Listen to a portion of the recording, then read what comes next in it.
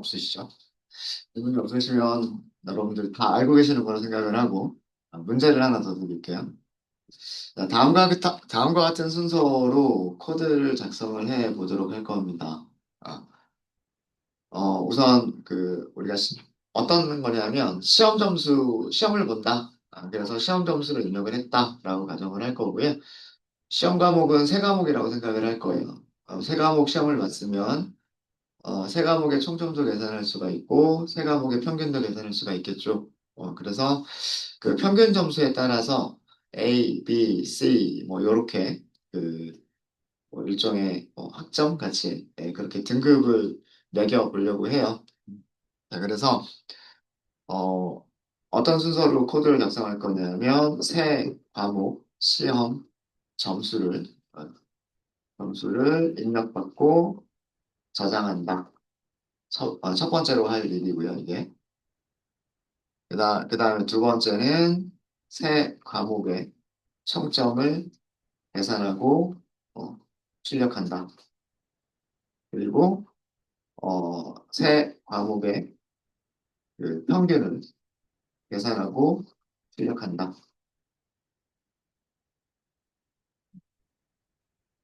그 다음에 마지막 단계, 여기까지는 조건문이 필요가 없어요. 뭐 더하기 하고 출력한다, 나누기 하고 출력한다, 딱 이렇게까지만 있을 거니까. 세 과목의 평균이, 세 과목의 평균이 90점 이상이면, A, 80점 이상이면 B, 그 다음에 70점 이상이면 C, 그리고 그렇지 않으면 F라고 출력한다. 이게 여러분들이 해주실 일입니다.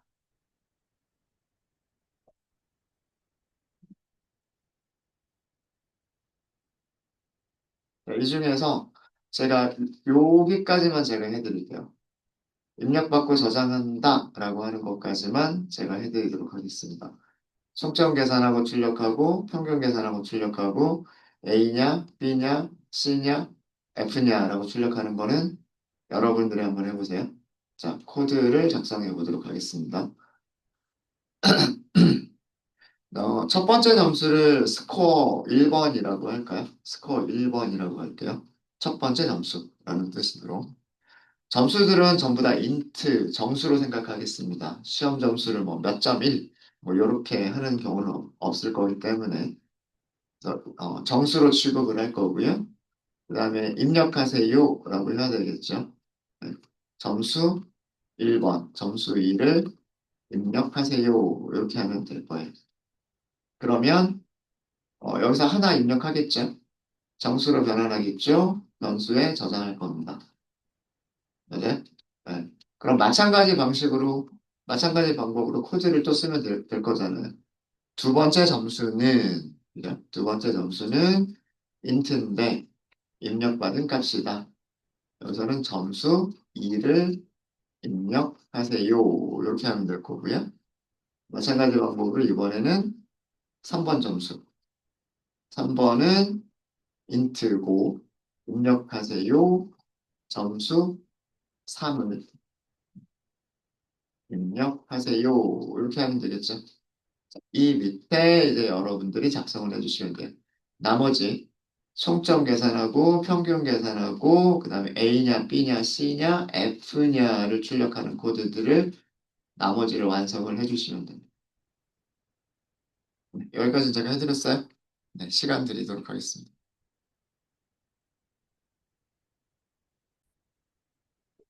자, 여기 제가 순서를 적어드렸잖아요. 딱 이 순서로 하시면 돼요.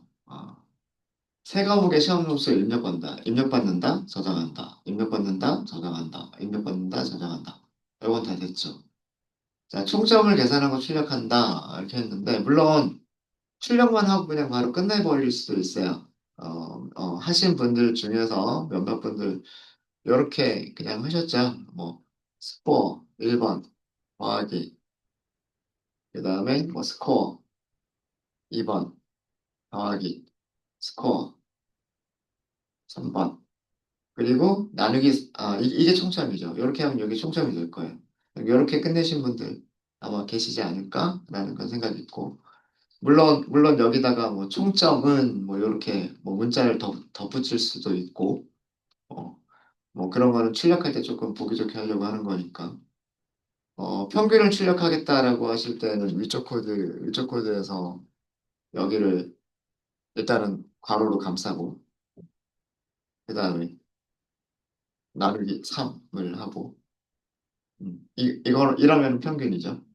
다 더한다, 총점이고, 그 다음에 다 더하고 3으로 나눈다, 평균이고. 그죠? 뭐 출력만 한다 그러면 뭐 이렇게 하셔도 상관은 없으세요. 근데 우리가 밑에서 평균이 90점 이상이냐, 80점 이상이냐, 70점 이상이냐라고 하는 거를 비교를 해야 돼요. 비교를 하려면 매번 이 코드를 가지고 오셔야죠. 아, 이게 아니라 이 부분. 평균을 계산한 코드를 이렇게 가지고 와서 90점 이상입니까? 패스. 그렇지 않고 또 복사 붙여넣기 80점 이상입니까? 패스. 뭐 요런 식으로 구조를 짜신 분도 계셨어요. 그죠? 뭐 틀린 건 아니에요. 답은 원하는 결과는 잘 나올 거예요. 그죠? 잘 나올 텐데 자 이런 경우에 볼게요. 코드를 쭉 작성을 하는데 지금 요 세 과목의 점수를 다 더한다라고 하는 게 평균을 계산할 때도 이용이 되고 그 다음에 조건식에서도 이용이 되고 그렇죠. 그러면 이 값을 세 과목의 점수를 더한 값을 변수 하나에다가 저장해 놓고 있으면 그죠? 저장해 놓고 있으면 나중에 평균 계산할 때도 이용할 수가 있고 그 다음에 여기 조건식에서도 그런 것들을 쓸 수가 있지 않을까요? 그죠? 변수는 그럴 때 이용하시는 거예요. 뭔가 값을 저장해 놓고 그거를 코드의 다른 부분에서 이용하기 위해서 변수라고 하는 걸 이용을 하는 거예요. 그러니까 이게 만약에 저라면 여기를 이렇게 했을 것 같아요. 총점이란 의미로 뭐 총점이란 의미의 단어가 뭐 여러 가지가 있을 텐데 뭐 썸도 괜찮고 뭐 토탈도 괜찮고 뭐 토탈 스코어 뭐 이렇게 해도 괜찮을 것 같고요. 썸, 스코어 뭐 이렇게 변수 이름을 만들어도 좋을 것 같고 그 총점이라는 의미가 드러나게끔만 변수 이름을 만들어 주고 이제 여기에는 스코어 1번, 스코어 2번, 스코어 3번을 저장하겠다. 음, 이렇게 하시게 되면 우리는 프린트할 때 총점은 하고서 옆에다가 뭐만 더 써주면 되냐면 토탈 값만 더 써주면 되죠. 그죠? 마찬가지로 우리가 평균을 계산하는 것까지 먼저 보면 평균은 뭐 average라는 단어도 평균이라는 의미로 사용이 되고요. 또 mean이라고 하는 단어도 있어요. mean도 평균이란 뜻이에요. 뭐 그래서 뭐 적절한 단어로 변수 이름 만들어 주시고 평균의 의미가 토탈을 개수로 나눈다가 평균이잖아요. 그죠? 그러니까 평균의 정의를 그대로 쓴 거죠. 다 더한 거를 개수로 나눈다. 이게 평균이잖아요. 그럼 이렇게 해서 여기서는 평균은 하고서 옆에다가 변수 민이라고 하는 변수만 출력해주면 되겠죠. 그렇지 않을까요? 일단 여기까지만 먼저 테스트 해볼까요? 점수 2를 입력하세요. 100점. 2번 점수 뭐 95점. 3번 점수 88점. 뭐 이런 식으로 할 수 있겠죠? 계산하기 쉬운 점수를 넣을 걸 그랬나? 100점, 95점, 88점 하면은 283점. 283점을 3으로 나누면 94점, 3333. 네. 뭐 계산이 틀리진 않았을 거예요. 숫자 계산이. 이렇게 나오겠다라고 하는 거죠. 음. 그러니까 변수를 사용하는 목적은 같은 코드를 중복해서 쓸 필요 없이 어떤 계산된 결과를 어, 코드 실행 중에 저장하고 있다가 다른 곳에서 언제든지 그 값을 불러와서 사용하기 위한 게 변수를 사용하는 목적이 되는 거예요. 네, 되셨습니까? 자, 그리고 그러면 이제 A, B, C 출력하는 거는요. 변수 뭐만 가지고 우리가 하면 될까요? 변수 mean이라고 하는 변수만 가지고 계산하시면 되는 거예요. mean이 90점 이상이냐? 그죠? 90점 이상이면 우리는 A라고 하기로 했고, 그죠? 그렇지 않고, 근데 그렇지 않은 경우에도 또 여러 가지 경우가 있죠. 80점 이상인 경우도 있고, 70점 이상인 경우도 있죠. 그럼 else와 if를 합쳐준 elif. 평균 점수가 같거나 크거나 같으냐? 80점. 이때는 B죠. 순서 중요하겠죠. 90점 이상을 먼저 검사하고 그렇지 않은 경우에 만약에 80점보다 크거나 같으면 이라고 했기 때문에 실제로 두 번째 들어오는 조건은 80점 이상, 90점 미만인 점수들만 여기에 오르죠. 맞아요? 그죠? 여기를 굳이 이렇게 쓰실 필요 없으세요. 90점보다 작다라고 쓰실 필요는 없으신 거예요. 왜 그러냐, 왜요? 90점 이상이 아닌 경우에만 검사를 할 거니까 뒤쪽은 당연히 만족하는 거죠. 요거는 쓰실 필요가 없고 이렇게만 하시면 되겠죠. 콜럼. 마찬가지 방법으로 또 else 그렇지 않으면이에요. 그렇지 않으면 90점 이상도 아니고 80점 이상도 아니면 근데 여기서도 또 검사할 게 있죠. 70점 이상이냐 아니냐. 그래서 여기서도 엘리프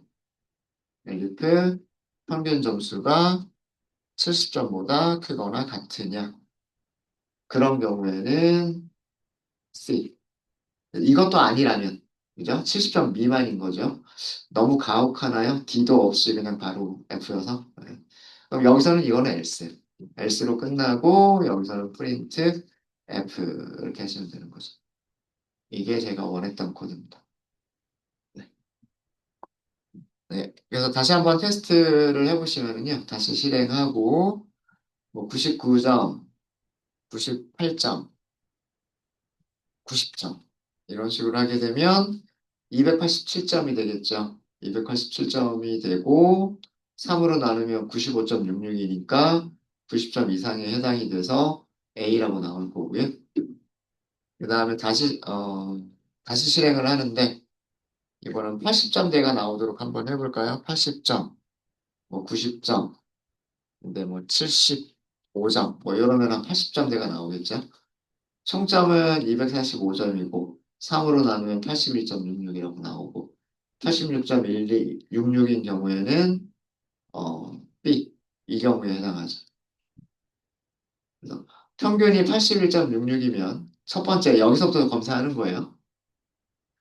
이 부분이 동작하는 원리는 제일 처음에 있는 if 조건식을 검사를 합니다.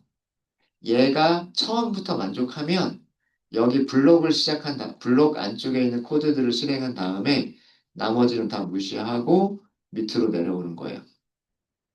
근데 만약에 첫 번째 조건을 만족하지 못했어요. 지금처럼 첫 번째 조건을 만족하지 못한 경우에는 가장 가까운 else를 찾아갑니다. 근데 가장 가까운 else를 찾아갔는데 거기에 또 뭐가 있어요? if. 그래서 elif죠. 그러면 두 번째 조건을 검사를 해요. 여기도 마찬가지예요. 두 번째 조건을 만족하면 블록 안으로 들어와서 블록 안쪽의 코드들을 실행하고 끝났으면 나머지 다 무시하고 여기서는 바로 밑으로 오는 거예요. 근데 이것도 아니면 그 다음 else로 가겠죠. 그 다음 else로 가는데 여기도 조건식이 있어요. 그럼 마찬가지로 여기 조건식 만족하면 블록 안쪽을 실행하고 밑으로 이것도 아니라면, 여기까지도 아니라면, 그때서야 제일 마지막에 있는 else로 가서 else를 출력하고 끝나게 되는 겁니다. 네, 이해되셨습니까? 이해되셨죠? 그래서 변수들을 잘 사용하면 좋겠다. 우리가 중간중간 여러 번 사용되는 값들, 평균 계산할 때 사용되는 값, 토탈. 그 다음에 조건식에서 사용할 변수, 평균. 이런 그 값들을, 이런 값들을 변수를 만들어서 저장하고 언제든지 그 값을 불러와서 다른 계산에 이용하고, 저장하고 있다가 다른 계산에 이용하고, 이런 용도로 사용하자. 변수를 사용하자. 참고로 그 변수 이름을 만드실 때, 변수 이름을 만드시는 그 표기법? 변수 이름 만드는 관습이 있는데,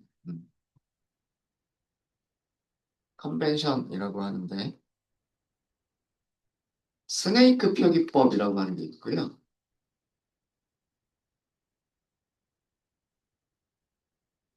그 다음에 카멜 표기법이라고 하는 게 있어요.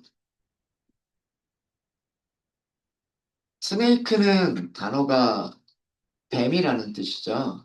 뱀이라는 뜻이고, 카멜은 낙타라는 뜻이죠. 뱀은 이렇게 생겼잖아요. 그죠? 너무 그런가? 낙타 등 어떻게 생겼어요? 이렇게 생겼죠. 낙타 등이. 그죠? 네. 그래서 스네이크 표기법이라고 하는 거는 두 개 이상의 단어를 이용해서 그 변수 이름을 만들 때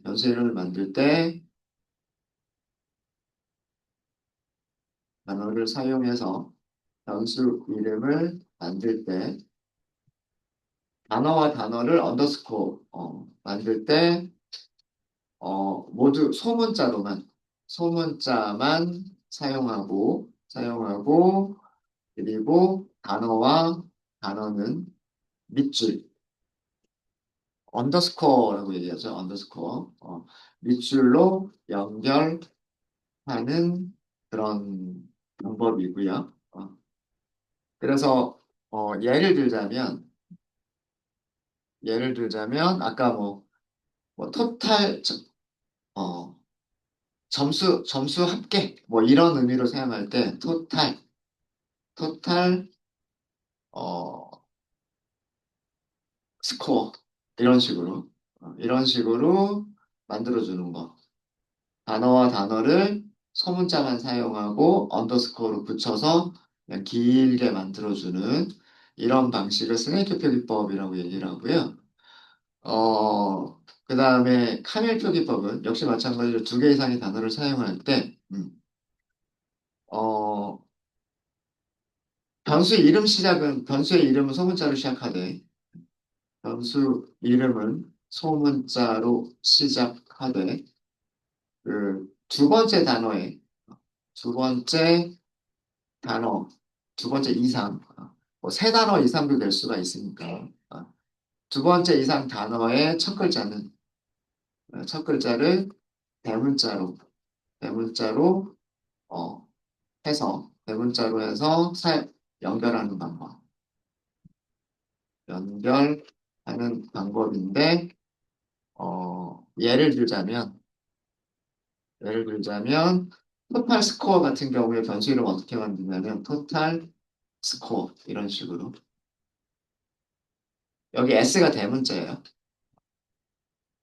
그러니까, 그, 가독성을 주려고 하는 거예요. 단어가 너무 길면, 뭐, 평균이라고 하는 것도 할 때, 뭐, 에버리지, 스코어, 이렇게 만들 수도 있는 거고, 카멜 표기법 같은 경우에는 에버리지 스코어 이런 식으로 만드는 그런 표기법들이 있어요. 이런 표기법들이 있는데 그 파이썬에서는 대부분의 파이썬 개발자들은 첫 번째 방법을 사용을 합니다. 그 파이썬을 만든 그 이름이 뭐였더라? 성은 귀도인데 그 사람이 변수 이름도 이렇게 만들었으면 좋겠어 라고 제안을 했거든요. 그래가지고 파이썬 개발자들은 변수 이름 만들 때 다 이런 관습을 많이 사용을 하고요.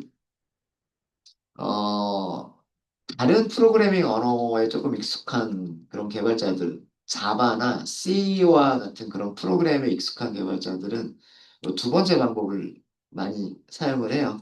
그러니까 사용하는 언어에 따라서 변수를 만드는 관습도 조금씩 다른 것 같기는 해요.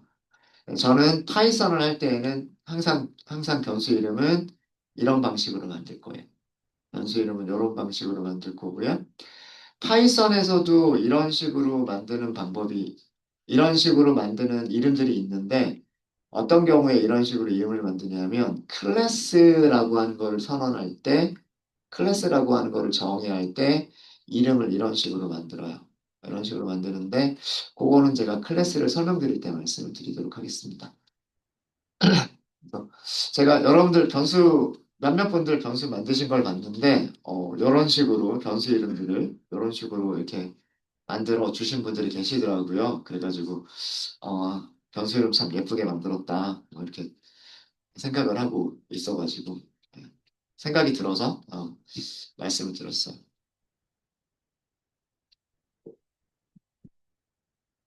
요거까지 할까요? 네. 파이썬에서는,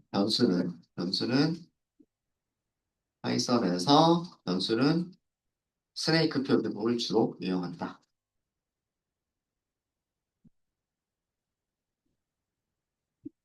뭐, 스네이크 표기법을 쓰지 않는다고 문법적으로 오류가 나는 건 아니에요. 문법적으로 오류가 나는 건 아닌데, 가능하면 스네이크 표기법으로 사용하는 것을 권장한다. 그런 내용입니다. 들여쓰기는 문법의 오류예요. 문법 오류가 발생해요. 들여쓰기가 틀리면 오류가 발생을 하지만, 변수 이름을 뭐 다르게 만들었다고 해서 문법적으로 오류가 나진 않아요. 그냥 이거는 제가 그래서 문법이라고 얘기한 게 아니라 관습이라고 했습니다. 관습. 개발자들이 많이 사용하는 습관. 네. 자, 이렇게 됐고요. 자, 이번에는 또 목차를 하나 만들게요. 서목차를 하나 더 만들도록 하겠습니다. 이번에 다룰 내용은 중첩 조건문이에요. 중첩 조건문. 조건문. 중첩은 뭔가가 중첩돼 있다. 그러니까 안쪽에 뭔가가 더 다른 게 들어가 있다. 이런 게 중첩이라는 의미잖아요. 그죠? 그래서 그 중첩 조건문이라고 하는 거는 뭐냐면 if나 if나 혹은 elif나 혹은 else 블록 안에서 또 다른 그 조건문이 포함된 경우를 중첩 조건문이라고 얘기를 합니다. 그러니까 if 안에도 얼마든지 다른 if가 들어갈 수가 있고요. elif 안에도 다른 if가 들어갈 수도 있고, else 안에도 다른 if, else 같은 것들이 얼마든지 들어갈 수가 있어요. 어, 중첩 조건문을 사용하실 때 특히나 주의하셔야 될 게 뭐냐면 들여쓰기를 특히 주의하셔야 돼요. 특히. 여기 제가 느낌표 3개 쓸까요? 어, 그, 이 텍스트 셀에서 어떤 특정 글자를 굵게 볼드 폰트로 바꾸는 방법이 있어요. 기억하시면 그냥 타이핑할 때 그렇게 쓰시면 되고요. 아니면 이렇게 그 볼드 폰트, 굵은 폰트로 쓰고 싶은 부분을 드래그 하신 다음에 여기 B가 굵게라고 되어 있죠. 굵게. 볼드 폰트라는 뜻이에요. 네, 이렇게 하시면 미리 보기 보시면은요. 미리 보기에서 들여쓰기라고 하는 단어만 이렇게 볼드 폰트, 굵게 표시가 되어 있죠. 그러니까 그 굵게 표시할 부분을 앞뒤로 별표 두 개씩을 이렇게 써주시면 굵은 폰트, 볼드 폰트로 표시가 됩니다. 들여쓰기 특히 주의하셔야 되고요. 조금만 더 잔소리를 하자면 이 들여쓰기 방식에 따라서 전혀 다른 로직이 될 수도 있어요. 그러니까 그러니까 문법적으로는 틀린 문장이 아닌데 우리가 원하지 않는 완전히 다른 결과를 줄 수도 있다라는 얘기예요. 줄 수도 있다. 그다음에 중첩 조건문은요. 논리 연산자를 사용해서 and나 or와 같은 논리 연산자를 사용해서 사용하는 조건문 또는 엘리프 블록으로 바꿀 수도 있어요. 바꿀 수도 있습니다. 그러니까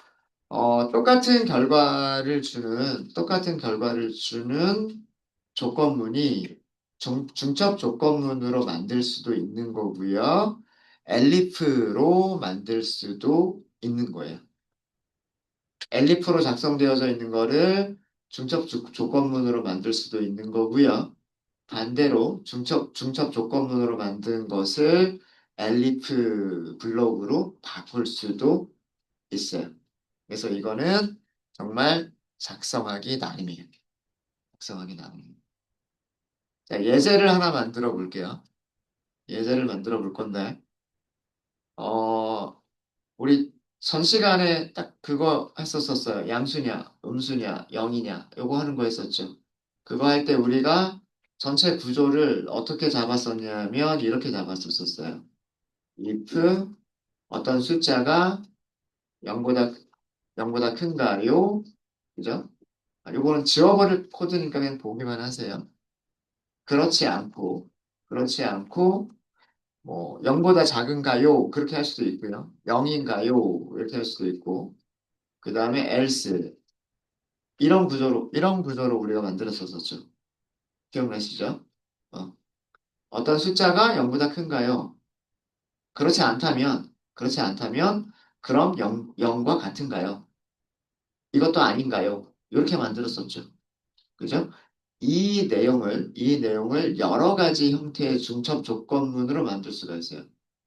if문 안에 들어가는 경우, else 안에 들어가는 경우, 뭐 이렇게 여러 가지로 만들 수가 있어요. 자, 이 부분을 저희가 만들어 보도록 하겠습니다.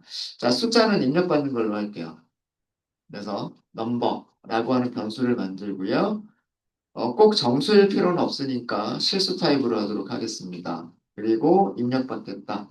그래서 숫자를 입력해 주세요. 이렇게 하고요.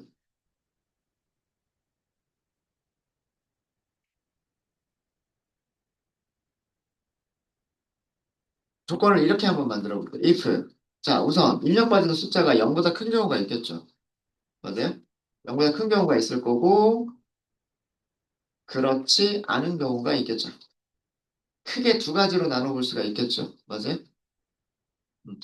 0보다 큰 경우, 그렇지 않은 경우. 맞습니까? 그죠? 자, 일단 이렇게 만들었어요. 자, 0보다 큰 경우는 양수밖에 없어요. 그러니까 프린트, 여기서는 양수, 이렇게 할 거고요. 자, 그런데, 그렇지 않은 경우를 볼까요?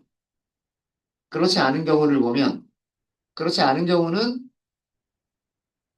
0일 수도 있고, 음수일 수도 있겠죠. 그럼, else 안에서 조건을 또 검사해 볼 수가 있지 않을까요? 그러니까 여기 패스 대신에 if 숫자를 검사를 해보는 거예요. 뭐 같은지 비교할 수도 있는 거고 아니면 0보다 작은지를 검사해 볼 수도 있는 거죠. 0보다 작은지하고 검사를 해볼까요? yes, 그 다음에 else. yes. 자, 이런 구조도 가능하겠다라고 하는 거예요. 그럼 여기서는 0보다 작은 경우니까 프린트 음수. 그 다음에 여기서는 그렇지 않은 경우니까 0보다 크지도 않고 0보다 작지도 않으면 0일 수밖에 는 없겠죠.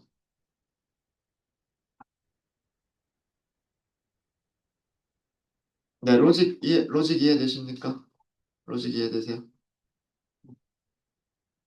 큰 틀은, 여기서의 큰 틀은요, 딱 두 개예요. 일단 0보다 큰가요? 그 다음에 그렇지 않은가요? 라고 하는 두 개의 블록으로 나누어져 있는 거예요. 이해되시죠?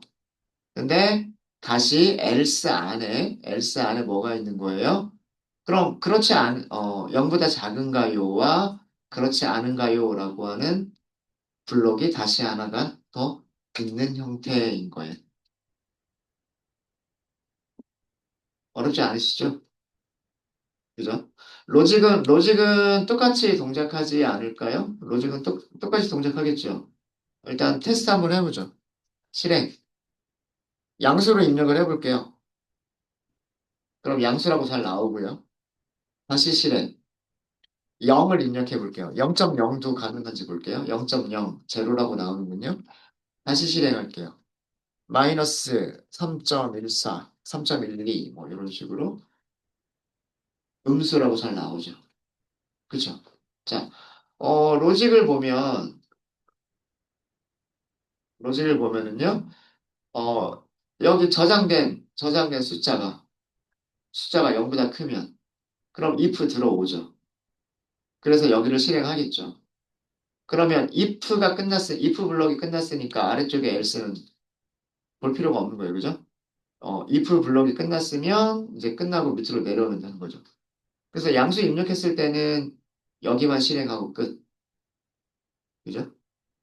근데 만약에 양수가 아닌 경우, 첫 번째 조건을 만족하지 못하는 경우는 어디로 간다 그랬어요? 가장 가까운 어디로 간다? else로 간다. 이렇게 얘기했잖아요. else로 간다. 그죠? 그러면 else에서 실행할 내용은 이만큼을 실행을 해야 되는 거예요. 근데 여기서도 마찬가지. 그럼 여기서 다시 얘를 검사를 해보는 거죠. 그럼 여기서 0보다 작은 경우는 음수, 그렇지 않은 경우는 0. 이렇게 출력을 하게 될 거예요. 이해되셨습니까? 어렵지 않죠? 어려우세요? 어려우세요? 네. 네. 잘 되시죠? 잘 되시죠? 이렇게 else 블록 안에 또 다른 if문이 있는 거를 중첩 조건문이라고 얘기한다. 별거 아니에요. 별거 아니에요. 그래서 우리가 elif라는 거를 잘 보면은요, elif는 결국 else 안에 있는 if else를 이쪽으로 땡긴 거예요. elif else 이렇게 그렇게 생각하시면 돼요. 그렇게 생각하시면 되고 이거랑 똑같은 결과를 이 중첩 조건문이 꼭 else 안에 있을 필요는 없어요. 중첩 조건문이 if 안에 있을 수도 있어요. 자, 요 코드는 좀 복사 좀 할게요. 요 코드는 복사 좀 하고 첫 번째 조건을 이렇게 만들어 버릴 수도 있겠죠. if 넘버가 0보다 크거나 같으냐, 그리고 그렇지 않으냐. 이렇게 만들어 버릴 수도 있지 않을까요? 위쪽이랑 비교해 보면 여기서는 0보다 큰지를 검사를 했는데 0보다 크거나 같으냐라고 검사를 해버렸고 그렇지 않으냐라고 검사를 해버렸어요. 그러면 여기서 else는 0보다 크거나 같지 않은 경우니까 여기는 뭐밖에 없어요. 그렇죠? 여기는 음수밖에 없어요. 그런데 0보다 크거나 같은 경우에는 이제 다시 두 가지가 있겠죠. 크거나 같으니까 0보다 큰 경우와 0의 경우 두 가지가 있겠죠. 그럼 여기다가 if 0보다 큰가요? 했을 else 그렇지 않은가요? 이렇게 쓸 수 있겠죠. 똑같은 결과를 주는 건데 이렇게도 가능하겠다. 그래서 여기가 양수, 그 다음에 여기가 0이 되는 거죠.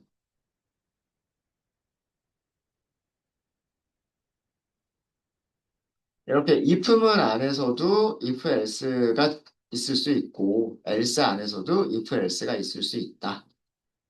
이런 거를 안쪽에 들어가는 거를 중첩 조건문이라고 한다.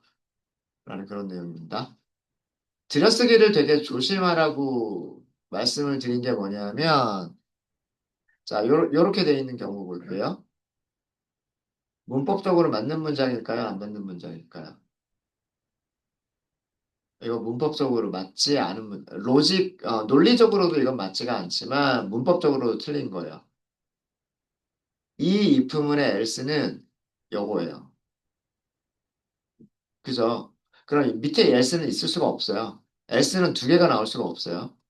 요 if문의 else는 여기에요. 여기. 요거는 아무런 문제가 되지 않아요. 안쪽에 있는 블록은 아무런 문제가 되지 않지만 요 if가 요 else예요. 요게 문법적으로 틀린 거예요. 그래서 들여쓰기를 되게 그러니까 어느 if에 연결되는 else냐, 어느 if에 연결되는 else냐 이런 것들을 주의해서 작성을 해주셔야 돼요. 이거 좀 간단하게만 테스트해 보면 뭐 양수도 입력해 보고요. 그 다음에 뭐 영도 입력을 해보고요. 그리고 음수도 입력을 했을 때 결과가 잘 나오면 되는 거죠. 네.